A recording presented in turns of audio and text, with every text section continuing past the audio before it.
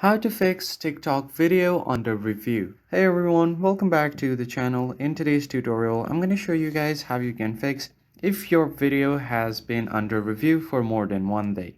But before getting started, make sure to like the video down below and subscribe to the channel. So if you have posted a video on TikTok but it's not posted completely and you just want to post it and it says it's under review, then the first thing you need to do is tap on the three lines at the profile icon, and then from here head over to your settings and privacy. Now you are gonna go ahead and scroll down until you see report a problem. Just tap on it, and on this page you will have multiple options to choose from. So go ahead and find something like video. If you don't see a title here that's related to video, then what you can do is directly report a problem. So just tap on submit a report.